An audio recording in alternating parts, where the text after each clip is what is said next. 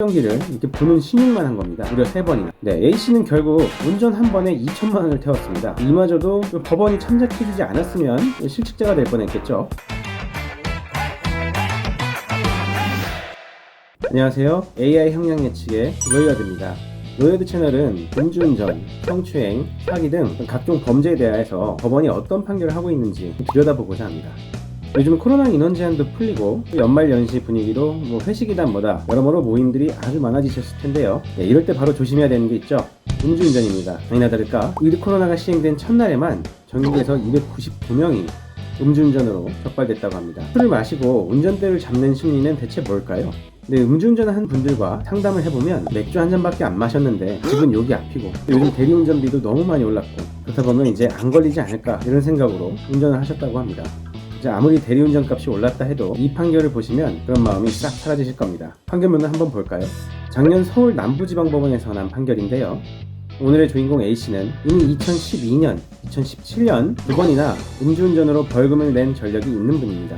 음주운전은 이진아웃 아니냐 그런 분들도 분명히 계실 텐데요. 그거는 소위 이제 윤창호법이 생긴 2019년 6월부터고요. 그 이전까지는 삼진아웃제였습니다. 이분은 2017년에 이진이어서 운 좋게도 아웃되지 않은 거죠. 그런데 또 음주운전을 하고 말았습니다. 술 마시고 그로브에서 산타페를 몰고 가다가 단속에 딱 걸린 거죠. 발음도 세고 얼굴도 뻘겋고 누가 봐도 술 마신 사람인데 그동안에 전과가 있다 보니까 아닌 척하면서 경기를 이렇게 부는 신용만 한 겁니다. 무려 3번이나. 이제 참고로 코로 불면 수치가 아주 낮게 나온다, 같은 숨이면 낮게 나온다 이런 속설들이 있습니다. 하지만 여러분 이거 믿으시면 안 됩니다. 오히려 음주 측정 불응에 해당되고요. A씨도 정확히 이 죄목으로 재판에 넘겨졌습니다. 네, 그럼 A씨는 형량을 얼마나 받았을까요? 로이어들을 통해서 분석해 보겠습니다. 여기 이 사건의 특이점은 음주 측정 거부, 그리고 전과가 2번이 있다는 거, 그리고 승용차, 주행 거리는 현재는 정확히 알 수가 없네요. 로이어드는 징역 1년에 집행유예 2년을 예상했습니다.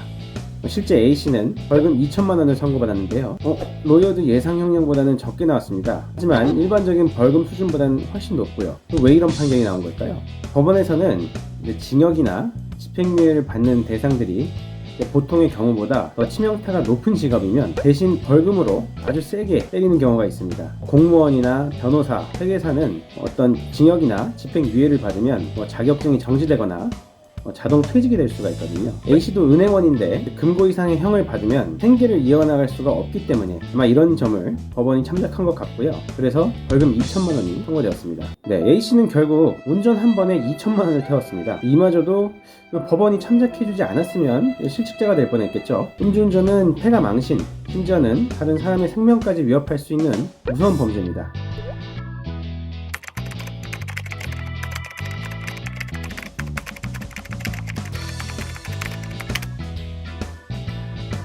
네, 오늘 준비한 영상은 여기까지입니다. 로이어드 홈페이지에서 여러분들이 직접 변수를 입력해서 형량을 확인해 보실 수도 있습니다. 궁금한 사항이나 다뤄주면 좋겠다 하는 사건들이 있으면 언제든지 댓글로 남겨주시기 바랍니다. 이상 로이어드였습니다.